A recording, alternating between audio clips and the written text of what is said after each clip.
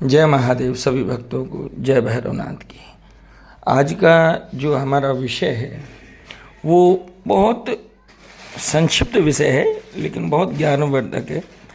बहुत कम समय में हमें समझ में आएगा। आजकल एक भ्रांति बहुत जोरदार है बाजार में कि भैरव अलग है, तंत्र भैरव अलग है, अघोर भैरव अलग है, कौलाचारों का भैरव अलग है, शाक्तोपासकों का भैरव अलग है। तो देखिए, मैं यहाँ आपको एक निवेदन करना चाहूँगा कि भगवान भैरव महादेव का ही एक रूप है, और उस रूप में सबसे खास बात यही है कि वो बहुत उग्र स्वरूप में है। लेकिन यहाँ जो कह रखा कि अलग अलग ये भैरव है, नहीं, भगवान भैरव एक ही है, कोई अलग नहीं है। दूसरी बात, मैं आपको एक उदाहरण देके जैसे समझाना चाहूँगा कि जैसे श्री नारायण के अवतार हुए राम रूप में, कृष्ण के रूप में, वाराह रूप में, नरसिंह रूप में, तो उन्होंने समय पर आवश्यकता के अनुसार अपने चरित्र के को और रूप को और अपनी लीला को जन्म दिया, बनाया है। ऐसे ही श्री महादेव ने जब अपने माँ सती का जब अपने पिता के यज्ञ में आहूत हो जाता है, तो उस समय जो वीरभद्र नाम के जो गण प्रकट होता है, उसी वीरभद्र को आगे चल करके भगवान महादेव भैरव के रूप में और अपना प्रतिनिधित्व करने को कहते हैं। और उसी भैरव ने अलग अलग समय आने पर अपने अलग अलग रूपों को धारण किया है। अब बात करते हैं 52 भैरव की कि भाई 52 भैरव क्या है, फिर प्रश्न अपने आप में बनता है। तो देखिए, 52 भैरव का ये कि जब माँ सती ने प्रजापति दक्ष यानी अपने पिता के यज्ञ में जब अपनी आहुति दी, तो उस समय पर जो उनका आधा जला हुआ जो शरीर था, जहाँ तक कि मैंने जो पढ़ा है या मैंने जो गुरुजनों से सुना है, मैं आपके साथ बांट रहा हूँ, तो उस समय पर उस शरीर को और भगवान विष्णु के सुदर्शन चक्र ने काटा, और जब सुदर्शन चक्र ने उस शरीर को खंड खंड किया, तो माँ भगवती, माँ जगदम्बा पराम्बा परम शक्ति के 52 जो अंग खंड हुए, और वो 52 स्थानों पर गिरे। जहाँ जहाँ जिस जिस स्थान पर जो जो अंग गिरा, माँ की वो शक्तिपीठ प्रकट हो गई। जैसे आसाम में गिरा नीलगिरी पर्वत पे माँ का गुप्तांग, तो कामाख्या हो गई। कहीं माँ की जिह्वा गिरी तो माँ ज्वाला प्रकट हो गई। कहीं नेत्र गिरे तो माँ नैना देवी हो गई। ऐसे करके 52 शक्तिपीठ हुई, जो जिनमें से वर्तमान में 51 शक्तिपीठ हमारे भारत की भूमि में है, और दूसरी जो 52वीं शक्तिपीठ है वो दुर्भाग्यवश पाकिस्तान में चली गई, जो माँ हिंगलाज के रूप में है। तो ऐसे करके जो 52 शक्तिपीठें हुई, और जब माँ भगवती 52 स्थानों पर विराजी, तो भगवान महादेव ने सोचा कि अब मैं क्या करूं। तो उस समय पर भगवान महादेव ने अपने 52 रूप, यानी उन्हीं वीरभद्र स्वरूप भैरव भगवान ने अपने 52 रूप बनाए, और 52 शक्तिपीठों पर वो व्यवस्थित हो गए, या कह सकते हैं स्थिर हो गए, या कह सकते हैं निवास बना लिया, या रहने लग गए। तो उस जगह पर भगवान महादेव के ही अवतार वीरभद्र भैरव ने 52 रूप धारण किए, और 52 स्थानों पे माँ के साथ बैठ गए, बस। और जैसे ही 52 स्थानों पर बैठे तो 52 भैरव प्रकट हो गए। तो यहाँ बात पूरी होती है 52 भैरव की। अब इन 52 भैरव में बहुत से लोग कहते हैं कि अष्ट भैरव बहुत बड़े होते हैं। तो देखिए, अष्ट भैरव को समझना होगा आपको। अष्ट भैरव का मतलब होता है कि दिन और रात, यानी दिन के अंदर 3-3 घंटे के 4 प्रहर होते हैं, ऐसे ही रात्रि में भी 3-3 घंटे के 4 प्रहर होते हैं। भैरव क्या है? भैरव एक विज्ञान है। मैं बहुत आपको समझाना चाहूँगा, भैरव एक विज्ञान है। अगर आप चंद्रमा के सामने बैठे हैं तो बड़ा आनंद आएगा, शीतलता है प्रकृति। लेकिन अब उसी समय पे अगर आप वहाँ रात्रि के गुजर जाने के बाद सूर्य के सामने बैठेंगे तो वो तेज है, यानी प्रकृति वही है, आसमान वही है, धरती वही है, लेकिन समय आते ही और परमात्मा की उन शक्ति चंद्रमा रूप में अगर आई तो शीतलता में आ गई, और सूर्य रूप में आई तो उष्णता गर्मी के रूप में आ गई। इन कहीं ना कहीं प्रकृति से संबंधित ये विषय रहता है। तो 8 प्रहरों में जिस प्रहर में जिस पूजा को ये किया जाता है भैरव की को, उसको अष्ट रूप हमने दे दिया कि प्रभात में दे दिया सुबह सुबह, तो एक शिशु रूप में जिन भगवान बटुक भैरव अपन कह सकते हैं। दोपहर में आए तो उनका एक अलग नाम हुआ, बिल्कुल फिर दोपहर बिल्कुल मध्याह्न में आकर आ गए तो फिर उनका एक अलग नाम दे दिया, कभी चंड कह दिया, कभी कपाल भैरव कह दिया, ऐसे करके अष्ट भैरव जो अपने हैं वो उस तरीके। जब रात्रि की 12 बजे और तुरीय बेला जिसको हम शास्त्रों में कहते हैं, बिल्कुल 12 बजे से 2 बजे के बीच में, उस बीच में जो भगवान महादेव का जो भैरव स्वरूप है उस भैरव को कहते हैं महाकाल, यानी काल रात्रि के साथ में विराजने वाले महाकाल।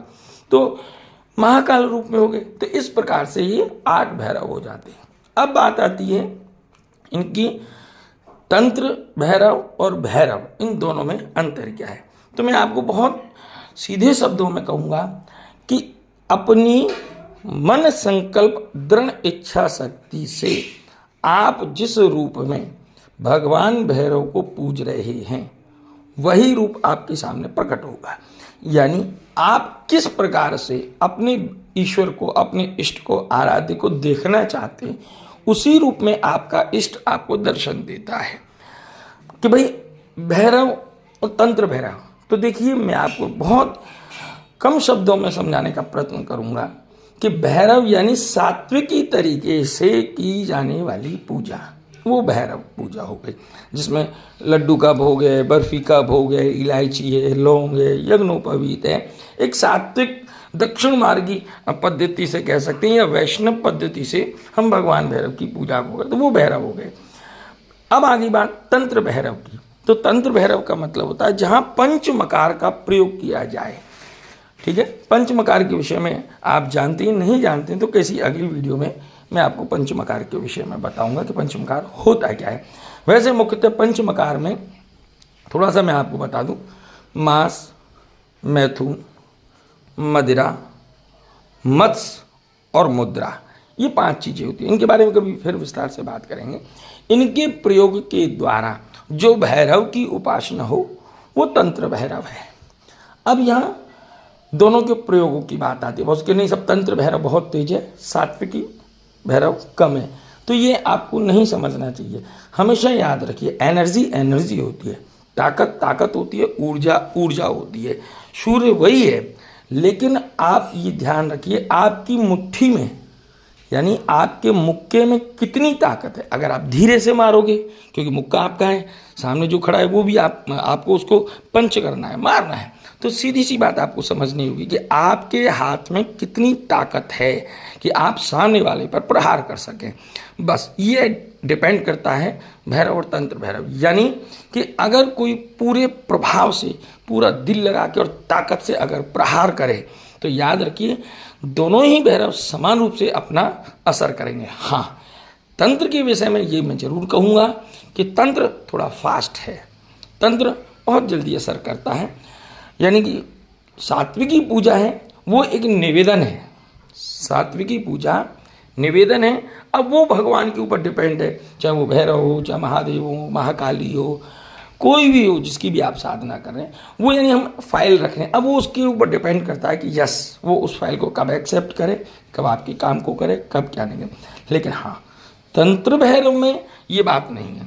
तंत्र भैरव सीधा और सीधा और खुला, यानी आज आपने कोई तंत्र प्रयोग किया, क्योंकि ये तामसिक है, ये बहुत उग्र साधना है, तो उसमें तुरंत अगर आप करेंगे, तो अगर आप अच्छे साधक हैं और अच्छे भैरव के उपासक हैं, तो मैं आपको ये बहुत विश्वास के साथ कहूँगा कि 24 से 48 घंटे में आपको रिजल्ट मिल जाएगा। तंत्र भैरव यानी अगर आप वामा मार्गी हैं, वाम मार्ग से अगर आप उपासना पद्धति में कर रहे हैं, या तंत्र मार्ग से कर रहे हैं, या अघोर के मार्ग से कर रहे हैं, या कौलाचार से कर रहे हैं, क्योंकि उस मार्ग से थोड़ा स्पीड आती है, इसमें कोई दोहराई वाली बात नहीं है, आती है।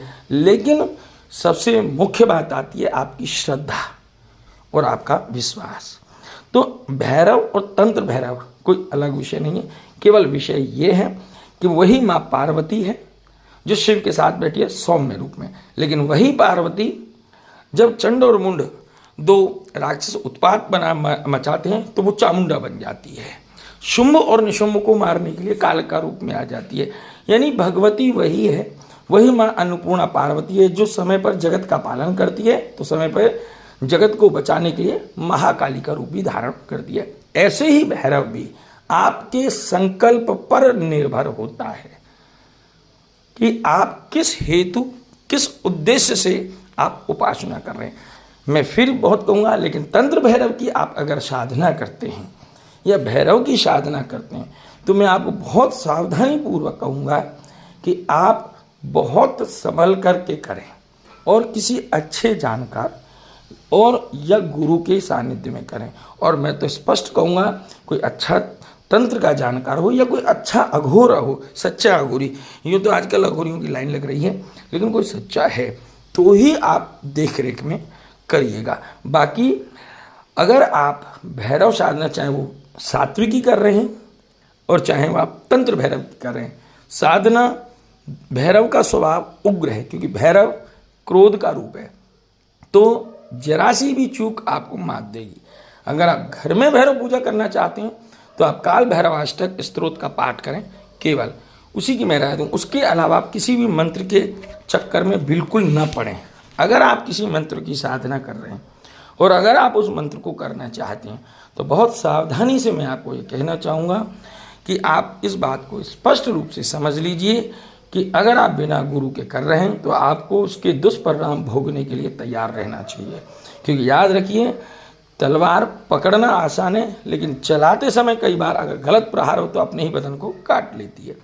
तो आप भैरव के मंत्रों का प्रयोग, चाहे वो शाबर मंत्र हैं, चाहे वो वैदिक मंत्र हैं, चाहे वो पुराण के मंत्र हैं और चाहे वो शास्त्र के मंत्र हैं, कोई भी है, मंत्रों से दूर ही रहें। और मंत्र का प्रयोग अगर करना हो तो एक अच्छे गुरु के साथ में करें। और इस कलयुग में प्रमाण है, मंत्र बहुत प्रभावी होता है, बहुत जल्दी इफेक्ट करेगा। तंत्र भैरव बहुत स्पीड से जाएगा, ये तंत्र भैरव कह सकते हैं। आज की भाषा में AK-47 की वो गोली है जो जाएगी और उड़ा देगी, एक झटके में उड़ा देगी। गलत लग गई तो खुद को उड़ा देगी और सही लग गई तो सामने वाले को उड़ा देगी। और इधर भैरव की जो पूजा है वो एक नॉर्मल गोली है, मारेगी वो भी, लेकिन दोनों ही हथियार के ऊपर डिपेंड करते हैं, क्योंकि रिवॉल्वर से चलाई गई गोली और एक किसी गन से, बड़ी गन से चलाई गई गोली, दोनों के प्रेशर में, वेग में अंतर होगा। बस यही अंतर है भैरव और तंत्र भैरव में। मैं पुनः फिर एक बार आप लोगों से निवेदन करूंगा, जानकारी अगर आपको अच्छी लगी तो हमारे चैनल को लाइक करें, शेयर करें और सब्सक्राइब करें। उसके बाद आप लोग अच्छे गुरु का सानिध्य लें, भैरव की साधना करें। जय श्री राम।